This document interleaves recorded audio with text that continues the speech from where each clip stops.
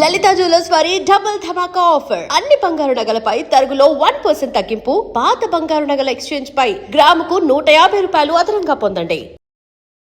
నమస్తే, welcome to ఐట్రిమ్. మోకాల నొప్పి అని హాస్పిటల్కి వెళ్ళంగానే అక్కడ నుంచే మొదలవుతుంది మనకు వేలల్లో ఖర్చు. కానీ రూపాయి ఖర్చు లేకుండా మనం మోకాల నొప్పులను తగ్గించుకోవచ్చు అని మీకు తెలుసా?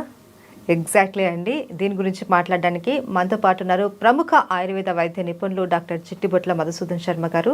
అయితే రూపాయి ఖర్చు లేకుండా మోకాల నొప్పులను మనం ఎలా కంట్రోల్ చేసుకోవచ్చు అన్నది ఆయన మాటల్లోనే అడిగి తెలుసుకుందాం. నమస్తే సార్. నమస్తే సార్. ఏంటి సార్ మోకాల నొప్పి అని మనం ఏదైనా హాస్పిటల్కి వెళ్తే ఈ టెస్ట్ అని ఆ టెస్ట్ అని ఈ మెడిసిన్ అనేసి చాలా రకాల మెడిసిన్స్ వాడేసి వేలల్లో ఖర్చు అయిపోతున్న రోజులు ఇవి. కానీ మీరు అసలు ఖర్చు లేకుండా మోకాల నొప్పుల్ని కంట్రోల్ చేయొచ్చు అనేసి చెప్తున్నారు. అది ఎలా సాధ్యం? ఏంటి మీ దగ్గర ఉన్న చిట్కా? చాలా మంచి ప్రశ్నమా.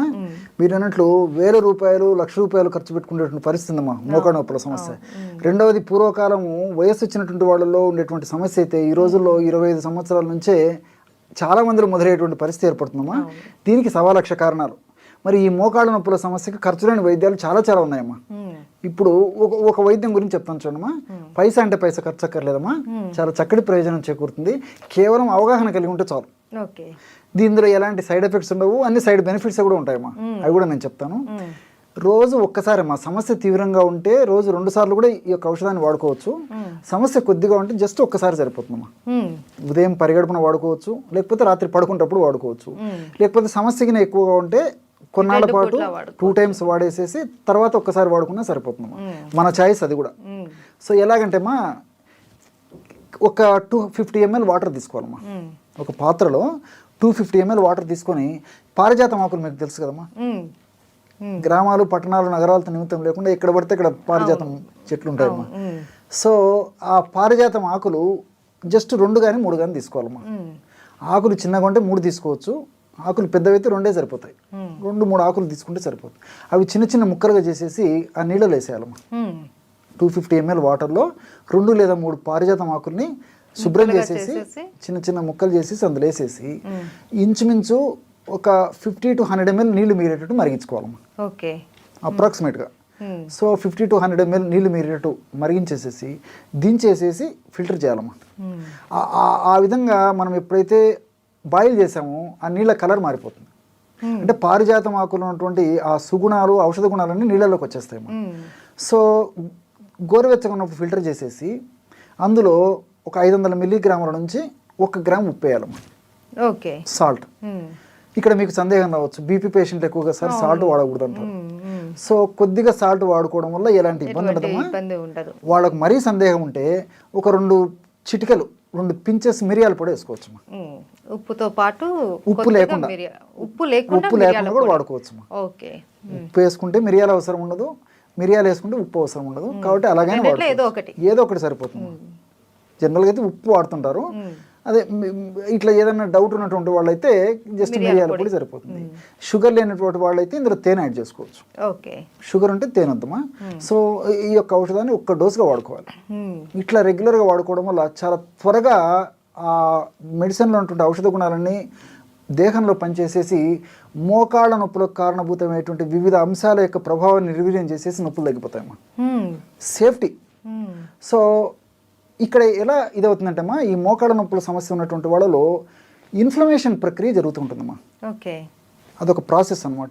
ఆ ఇన్ఫ్లమేషన్ ప్రక్రియ జరిగేటప్పుడు TNF ఆల్ఫా, అదేవిధంగా సైటోకైన్స్, ఇలాంటి అనేక రకాలైనటువంటి రసాయన పదార్థాలు అక్కడ ఉత్పత్తి అవుతుంటాయమ్మా. ప్రోస్టాగ్లాండిన్స్ ఇవన్నీ కూడా ఉత్పత్తి అయ్యే కొద్దీ నొప్పి, పోటు, సలుపు, బాధ ఇలాంటివన్నీ అసౌకర్యాలు కలుగుతుంటాయమ్మా. సో ఈ యొక్క పదార్థాన్ని ఈ పద్ధతిలో వాడుకోవడం వల్ల, అంటే పారిజాతం కషాయాన్ని ఈ పద్ధతిలో వాడుకోవడం వల్ల ఏం చేస్తుందమ్మా, ఆ యొక్క హానికారకమైనటువంటి పదార్థాల యొక్క ఉత్పత్తిని తగ్గించేస్తుందమ్మా. అట్లే అవి చేసేటువంటి హాని అంటే నొప్పి, పోటు, సలుపు ఇవన్నీ దానివల్లనే కలుగుతున్నాయి. కాబట్టి ఆ యొక్క శక్తిని నిర్వీర్యం చేసేస్తుంది, ఉత్పత్తి తగ్గిస్తుంది. అవి చేసేటువంటి ఆ దుర్లక్షణాలు ఏవైతే అవి కలగజేస్తాయి ఆ దుర్లక్షణాలు కూడా తగ్గించేస్తాయి. కాబట్టి సేఫ్టీగా పనిచేస్తుంది. రెండోది ఏంటంటే, ఈ మోకాళ్ళ భాగంలో ఈ నొప్పినటువంటి వాళ్ళలో కండరాలకు ఈ యొక్క ఎంజైమ్స్ ఉత్పత్తి సరిగ్గా లేకపోవడం చేత కండరాలు బాగా స్టిఫ్గా తయారైపోతాయి. గుజ్జు అన్నది తగ్గిపోతుంది. అది కీళ్ళమ్మా.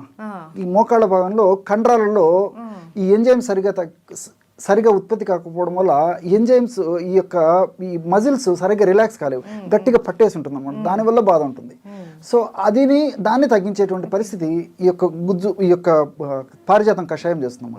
రెండోది ఏంటంటే ఈ మోకాలు భాగంలో ఉన్నటువంటి, నేను ఇంతకుముందు చెప్పినట్లు ఈ యొక్క కండాలని నార్మల్గా చేయడమే కాకుండా ఆ మోకాళ్ళ భాగంలో ఉన్నటువంటి ఎముకల్లో ఉన్నటువంటి సమస్యను తొలగిస్తుంది. అదేవిధంగా రెండు ఎముకల మధ్యలో ఉన్నటువంటి ఆ కీళ్ళలో ఉన్నటువంటి సమస్యను తొలగిస్తుంది. అంతేకాకుండా గుజ్జును బాగా ఉత్పత్తి చేసేందుకు ఇది ఉపయోగపడుతుంది. గుజ్జు త్వరగా అరగకుండా ఉండేందుకు ఇది ఉపయోగపడుతుంది. అదేవిధంగా గుజ్జు ఇంతకుముందు చెప్పినట్టు చక్కగా ప్రొడ్యూస్ అయ్యేందుకమ్మా మోకాళ్ళ భాగంలో. అట్నే కార్టిలేజ్ అనేటువంటి మృదులాస్తి ఉంటుందమ్మా ఆ రెండు ఎముకల మధ్యలో.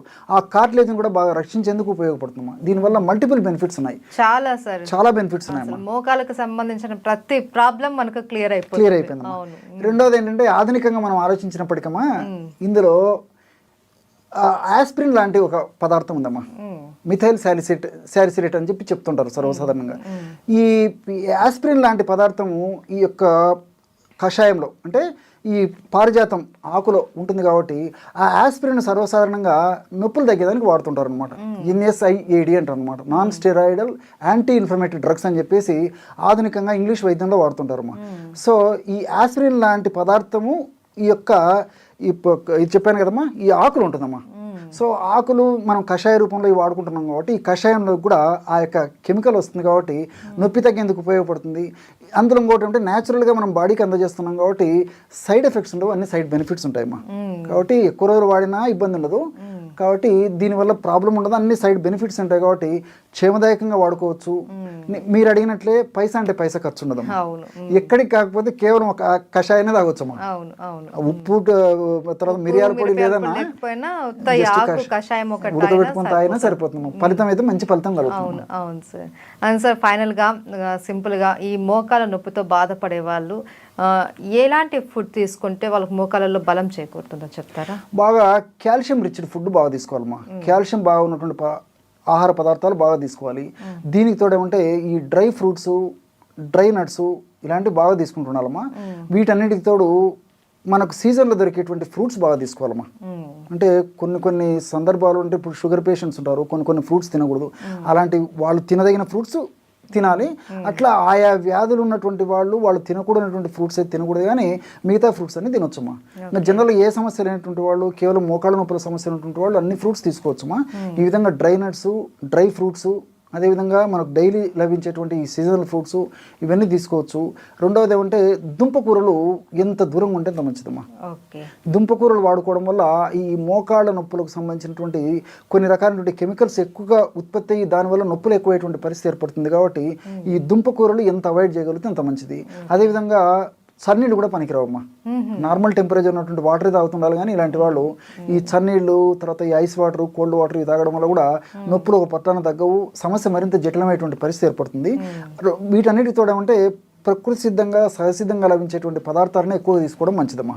అంటే మనం ఉడకబెట్టడము, వేయించడము, ఫ్రై చేయడము అంటే ఇలాంటి ఇవన్నీ కాకుండా రోజు మనం తీసుకునేటువంటి ఆహార పదార్థంలో కనీసము 40% వరకైనా న్యాచురల్ ఫుడ్ తీసుకోవడం వల్ల ఈ యొక్క సమస్యకి చాలా చక్కటి పరిష్కారం దొరుకుతుందమ్మా.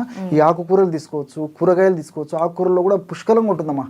ఈ మోకాళ్ళు పోషణకు ఉపయోగపడేటువంటి అనేక రకాలైనటువంటి సూక్ష్మ పోషకాలు కూడా చాలా ఉంటాయి కాబట్టి ఈ ఆకుకూరలు తీసుకోవచ్చు, కూరగాయలు తీసుకోవచ్చు. నేను ఇంతకుముందు చెప్పినట్లు పళ్ళు తీసుకోవచ్చు. వీటన్నిటిలో కూడా ఫైబర్ ఉంటుంది. ఫైబర్ కూడా ప్రత్యక్షంగా పరోక్షంగా మోకాళ్ళ నొప్పులకు ఉపయోగపడుతుందమ్మా.